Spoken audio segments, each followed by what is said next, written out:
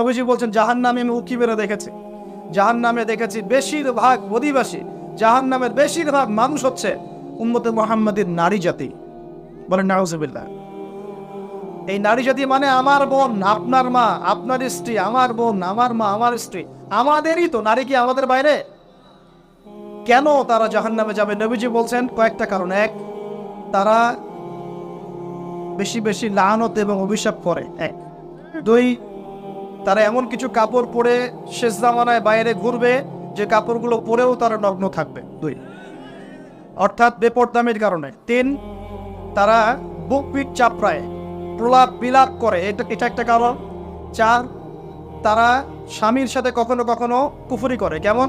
স্বামী সারা জীবন যদি তাদের ভরণ পোষণ ভালোবাসা দিয়ে যায়, কোনো একদিন যদি কোনো সমস্যা সৃষ্টি হয়, বলবে যে সারা জীবন তোমার কাছে কিছুই পাই না। এই সব কিছুর ঊর্ধ্বে একটা কারণ আছে, এই সব কিছুর ঊর্ধ্বে একটা কারণ আছে, সেটা হলো, শোনেন, তাদের উদ্ধত মস্তকটা আল্লাহ পাকের বিধানের সামনে সহজে অবনত হতে পারে না, চায় না। এগুলো কিন্তু সব মেয়েদের জন্য নয়, উম্মতে মুহাম্মাদের একটা অংশের মেয়েদের জন্য আল্লাহ নবী এইসব কথা বলেছেন।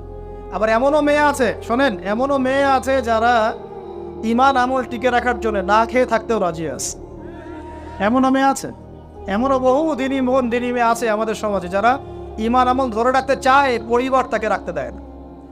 ফেরাউনের ঘরে থেকেও একজন মেয়ে জান্নাতে গিয়েছে, গিয়েছে কি না?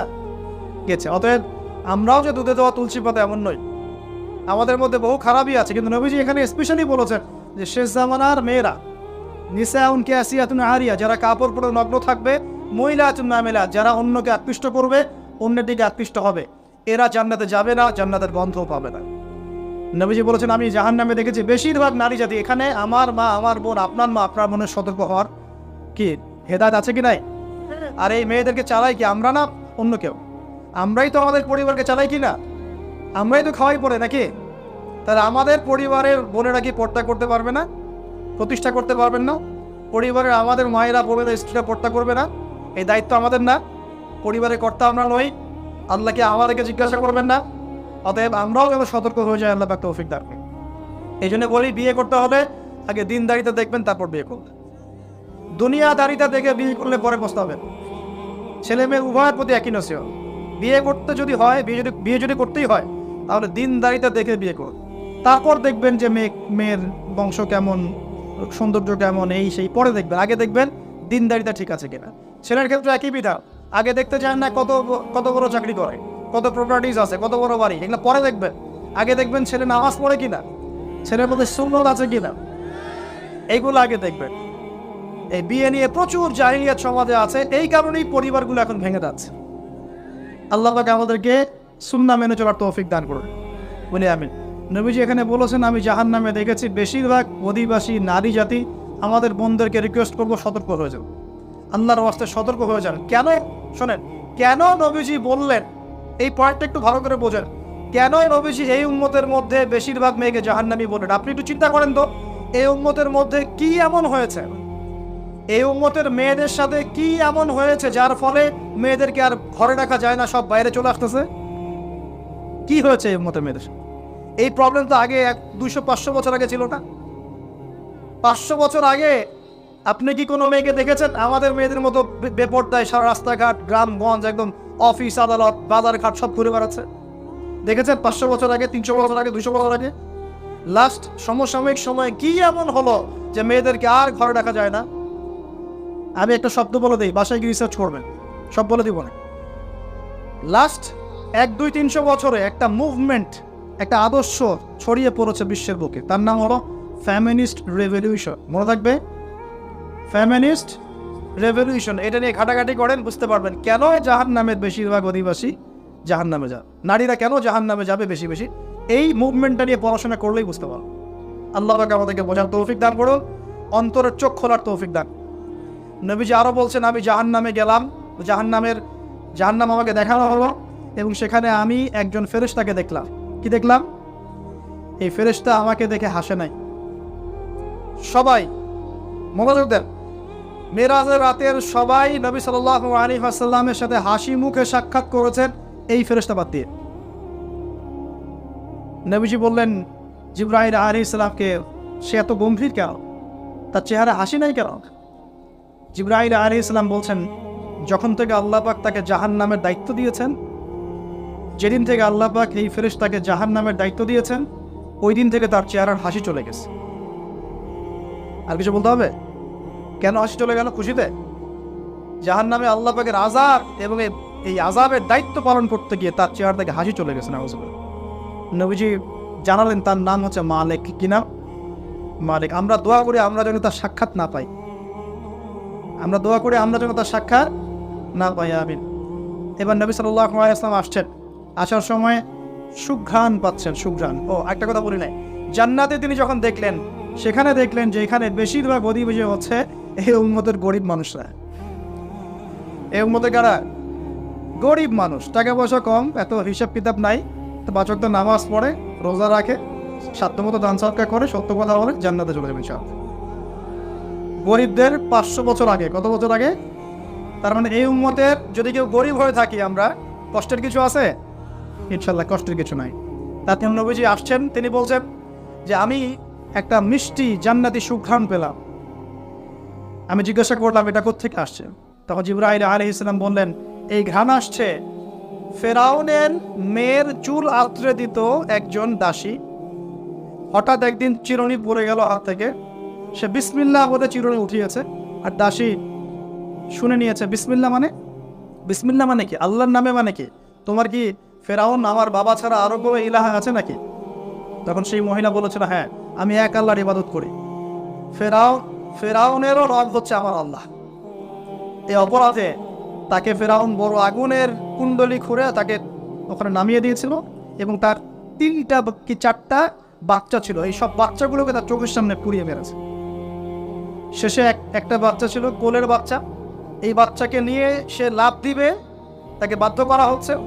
সে তো নিজে মরতে রাজি, কিন্তু বাচ্চাটা মায়া লাগবে না, সে বাচ্চাকে নিয়ে লাফ দিতে চাচ্ছে না। তখন আল্লাহ পাক ওই বাচ্চার জবানে আল্লাহর কুদরত, আল্লাহর মুজিজা চালু করে দিলেন। ওই বাচ্চা কথা বলা শুরু করল। ওই বাচ্চা বললো, হে আম্মা ইসবিরি ইয়া উম্মা, হে আমার মা সবর করো। ফাইন্না মাউইদুনা আল জান্নাহ, আমাদের জন্য আল্লাহ পাক জান্নাত রেখেছেন। লাভ দিয়ে জান্নাত। ওই যে ফেরাউনের স্ত্রী বলা ঠিক না এখানে, ফেরাউনের ওই দাসী যে চুল আশ্রয় দিত, আসিয়া, যার নাম বলা হয় কোনো কোনো জায়গায় আসিয়া, এবং তার সন্তানদেরকে যেখানে দাফন করা হয়েছে ওখান থেকে জান্নাতের ঘ্রাণ আসছে। কে পেলেন এই ঘ্রাণ? রাসূলুল্লাহ সাল্লাল্লাহু আলাইহি ওয়াসাল্লাম। এবার তিনি চলে আসছেন, এসে কাবাঘরের হাতিমে আবার এসে সেখানে আসলেন। এখানে বিমর্ষ মুখে বসে আছে। কেন মন খারাপ? যে আমি যদি এই ঘটনা যদি কালকে এখন সকালে সবাইকে বলা শুরু করি, সবাই তো আমাকে এখন কি বলবে? মিথ্যাবাদী বলবে। এমনিই তো মিথ্যাবাদী বলছে, এখন এই ঘটনা আবার বিশ্বাস করবে কি?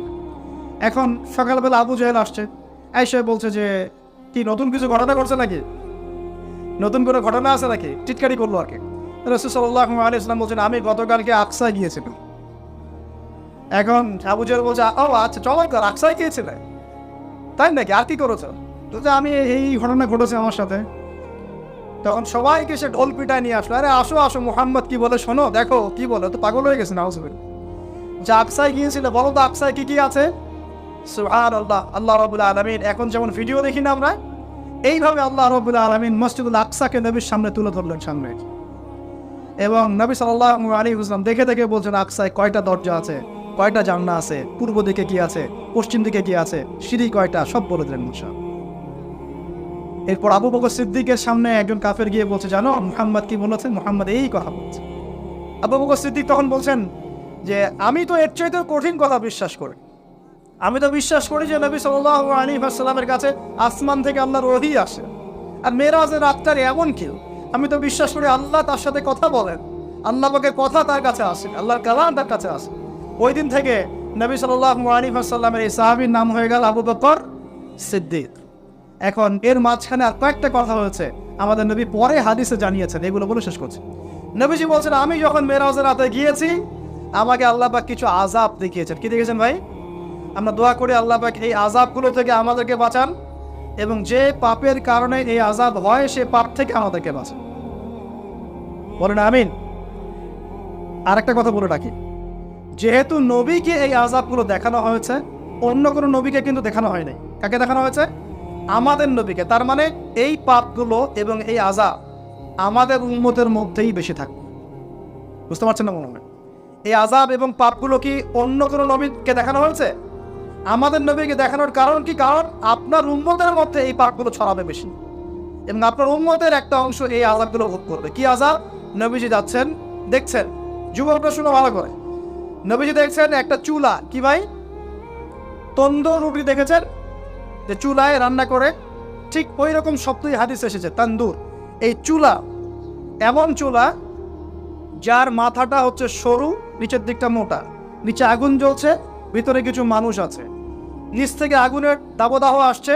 যখনই আগুন আসছে জাহান্নামের, তখন তারা ধাউ ধাউ করে উপরে উঠছে, আবার যখন আগুন নেমে যায় তখন তারা নিচে নেমে যায়। নবীজি মর্মান্তিক দৃশ্য দেখে বললেন যে এরা কারা, যাদেরকে এমন আযাব দেওয়া হচ্ছে? জিবরাইল আলাইহিস সালাম বললেন, যুবক ভাই শোনেন ভালো করে, জিবরাইল আলাইহিস সালাম বললেন, এরা হচ্ছে আপনার উম্মতের সেই সব ব্যক্তি যারা বিবাহ বহির্ভূত জেনা করেছিল। এই পাপটা মারাত্মক। আল্লাহ পাক আমাদের সবাইকে পাপ থেকে ফিরে আসার তৌফিক দান করেন, এবং এই পাপ যদি করে থাকেন হতাশ হবেন না, তওবা করে আজকেই ফিরে আসবেন। তওবা করলে আল্লাহ পাক যে কোনো পাপ মাফ করে দেবেন ইনশাআল্লাহ। যে কোনো পাপ তওবা খাস করতে হবে, কোনোদিন এই পাপে লিপ্ত হওয়া যাবে না। আল্লাহ পাকের কাছে আসার গল্প করা যায় না, রাসূলের কাছে আসার গল্প করা যায় না। আসলে এখনকার মিডিয়াগুলো এতটাই নির্লজ্জ হয়ে গেছে। কেন বলছি শোনেন, ইসলামের সাথে শত্রুতা তো আছেই, কোনোদিনও আল্লাহর কাছে আত্মসমর্পণ করা লাগে এমন কোনো ওয়ার্ডও বলবে না। টাইটেল দিবে ভূমিকম্পের কাছে মানুষ কত অসহায়, টাইটেল দিছে একটা। প্রাকৃতিক বিপর্যয়ের সামনে মানুষ কত অসহায়, প্রকৃতির কাছে মানুষ কত অসহায়, এসব টাইটেল দিয়ে ভিডিও দিচ্ছে। ওই যে ভূমিকম্প ইস্যুতে একটা বারও বললো না যে এই আল্লাহ পাকের কাছে, আল্লাহর শক্তির সামনে মানুষ কত অসহায়। ওই শব্দ ব্যবহার করা যাবে না। ওই শব্দ ব্যবহার করলে আপনি মৌলবাদী হয়ে যাবেন। যে প্রকৃতিটা কি? প্রকৃতি কে? প্রকৃতি কাকে বলে? কত প্রকার? প্রকৃতির স্রষ্টা কে? প্রকৃতি কে নিয়ন্ত্রণ করছে? ভূমিকম্পের কোনো ক্ষমতা আছে না? ভূমিকম্প যে দেয় তার ক্ষমতা আছে। এই সাগরের কোনো ক্ষমতা আছে? সাগরে যে জলোচ্ছ্বাস দেয় তার ক্ষমতা আছে। এই মাটিটাকে স্থির কে রেখেছে? এখন আমরা তো এখনো মহাবিশ্বে ঘুরছি না? এই যে ওয়াজ করছি যখন আমরা, এখনো পৃথিবীটা ঘুরছে। আমরা কি বুঝতে পারছি? কে পৃথিবীকে স্থির রাখলো? কেউ বলবে না যে আল্লাহর আযাবের সামনে মানুষ কত অসহায়। হ্যাঁ, বলবে প্রকৃতির সামনে মানুষ কত অসহায়, ভূমিকম্পের সামনে মানুষ কত অসহায়। মানে এমন এমন চটকদার কিছু শব্দ দিবে, এই শব্দগুলো আপনাকে চিনিয়ে দিবে যে কারা আল্লাহর বাহিনী, কারা আল্লাহর দুশমনের বাহিনীর মধ্যে আছে। তো এখানে যুবকদেরকে উৎসাহিত করা হয়েছে না জেনার জন্য। আর নবী সাল্লাল্লাহু আলাইহি ওয়াসাল্লামকে কেন দেখানো হলো? কারণ তার উম্মতের মধ্যে জেনার পাপ ছড়িয়ে পড়বে বেশি। কিসের মধ্যে? চুলার মধ্যে শাস্তি দেওয়া হচ্ছে, চুলায় শাস্তি দেওয়া হচ্ছে। নবীজি বলছেন তাদের ভিতর থেকে এত দুর্গন্ধ বের হচ্ছিল যেন মনে হচ্ছিল যে কোনো পাবলিক টয়লেটের পাশ দিয়ে আমরা যাচ্ছিলাম। প্রিয় ভাই, আল্লাহর ওয়াস্তে জেনার ধার কাছেও যায় না। আল্লাহ পাক বলেছেন ওয়ালা তাকরাবু জিনা, জেনার কাছেও যেও না। এক নম্বর শাস্তি কি রেখেছেন নবী সাল্লাল্লাহু আলাইহি ওয়াসাল্লাম? কিসের শাস্তি? তন্দুর চুলার মধ্যে আগুনের শাস্তি। কিসের পাপের কারণে? বলেন, জেনা। এই উম্মতে মুহাম্মাদের মধ্যে জেনা ছড়িয়ে পড়েছে কিনা? এখন আমরা কি এই স্রোতে গা ভাসাবো না দূরে থাকবো? আমরা হালাল উপার্জনের সোর্স তৈরি করব, করে হালাল বিয়ে করবো ইনশাআল্লাহ। হালাল উপার্জনের মাধ্যম তৈরি করবেন, করে বিয়ে করবেন ইনশাআল্লাহ। বিয়ের আগে কোনো পীড়িত নাই, সব পীড়িত বিয়ের পর ইনশাআল্লাহ পারা যাবে ইনশাআল্লাহ। আর সব আগে ভাগে খেয়ে শেষ করে ফেললে পরে খাবেন কি? তাই না বিষয় না? আচ্ছা, এবার সামনে যাই। নবী সাল্লাল্লাহু আলাইহি ওয়াসাল্লাম সামনে গেলেন, গিয়ে দেখলেন, এবার দেখলেন কিছু মানুষ বসে আছে, সামনে আছে টাটকা তরতাজা গোশত, একদম ধোঁয়া উঠতেছে, একদম মনে করেন ওই কালা ভুনার মতো। আর পাশে রাখা আছে পচা, নোংরা, আবর্জনাময় গোশত। এই মানুষগুলো ভালো গোশত খাচ্ছে না, এই মানুষগুলো পচা গোশতগুলোই খাচ্ছে, দুর্গন্ধযুক্ত। নবীজি বললেন এরা কারা? নবী সাল্লাল্লাহু আলাইহি ওয়াসাল্লামকে বলা হচ্ছে এরা আপনার উম্মতের সেই সব ব্যক্তি যারা বিবাহিত, ভালো করে শোনেন, এরা আপনার উম্মতের সেই সব ব্যক্তি যারা বিবাহ বহির্ভূত সম্পর্ক করেছে। মানে বিয়ে করার পরেও, বাসায় স্ত্রী থাকার পরেও বাইরে জেনা করেছে, বাসায় স্বামী থাকার পরেও বাইরে জেনা করেছে। এখন আমাকে বলেন তো, উম্মতে মুহাম্মাদের মধ্যে সমকালীন সময় এই ফিতনাটা ছড়িয়ে পড়ে নাই? পরকীয়া ছড়িয়ে পড়ে নাই? এটা হলো পরকীয়ার স্পেশাল শাস্তি। কারণ পবিত্র হালাল ফ্রেশ জিনিস ওদের ঘরে ছিল, খাইতে ভালো লাগে নাই, ওদের ওই নোংরা পচা জিনিস খেতে ভালো লেগেছে। আল্লাহ পাক কিয়ামতের মাঠেও ওই বারজাখের জীবনেও ওই একই শাস্তি দিবেন ইনশাআল্লাহ। আর এখন তো মিডিয়ার মধ্য দিয়ে এই যে বিভিন্ন সিরিয়ালস, নাটক, হাবি জাবি, এগুলোর মধ্য দিয়ে এটাকে উস্কে দেওয়া হচ্ছে, এটাকে অ্যাভেলেবেল করে ফেলা হচ্ছে। আর যারা বড় বড় শহরে থাকে এগুলো তো ফিতনা আরও বেশি। আল্লাহ পাক আমাদের মা বোনদেরকে বোঝার তৌফিক দান করুন, আর আমাদের ভাইদেরকেও বোঝার তৌফিক দান করুন। আমাদের সবাইকে আল্লাহ পাক পরকীয়ার মতো নোংরা পাপ থেকে হেফাজত করুন, বিবাহ বহির্ভূত সম্পর্ক থেকে হেফাজত করুন। আরও সামনে যান, নবীজি দেখলেন এবার একটা রক্তের নদী। কিসের নদী ভাই? প্রশ্ন করব কেন রক্তের নদী, উত্তর দিতে হবে। ওই রক্তের নদীতে আল্লাহ পাক কিছু মানুষকে রেখেছেন, ফেরেশতারা পাথর দিয়ে তাদের মাথা ফাটিয়ে দিচ্ছে, পাথর ছিটকে অন্য জায়গায় চলে যাচ্ছে, পাথর নিয়ে আসার মুহূর্তের মধ্যেই মাথা আবার জোরে লেগে যাচ্ছে, আবার পাথর দিয়ে মাথা ফাটিয়ে দেওয়া হচ্ছে, আবার পাথর ছিটকে চলে যাচ্ছে। নবীজি জিজ্ঞাসা করলেন এরা কারা যাদেরকে শাস্তি দেওয়া হচ্ছে? নবী সাল্লাল্লাহু আলাইহি ওয়াসাল্লামকে জিবরাইল আলাইহিস সালাম বললেন এরা আপনার উম্মতের সেই সব ব্যক্তি যারা সুদখোর ছিল। কি ছিল? এখন বলেন রক্তের নদী কেন? বলেন, উত্তরটা দেখি কে বলতে পারবেন? বিসমিল্লাহ।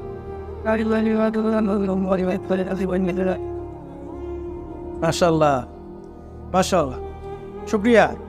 সুদের মধ্য দিয়ে এক শ্রেণীর মানুষ ধনী হয় আর এক শ্রেণীর মানুষ গরিব হয়। সুদের মধ্য দিয়ে গরিব মানুষের রক্তটাকে চুষে খাওয়া হয়। এই কারণেই কিয়ামতের মাঠে এবং বারজাখের জীবনে রক্তের নদীতে ফেলে মাথাটা ফাটিয়ে দেওয়া। মাথা কেন ফাটানো হবে? এই মাথা দিয়ে শয়তানি বুদ্ধিটা বের করেছিল যে ইন্নামাল বাইউ মিসলুর রিবা, সুদ হচ্ছে ব্যবসার মতোই। এই শয়তানি কোত্থেকে বের হইছে? এই মাথা থেকে। এই কোন মাথা ফাটাই দেওয়া।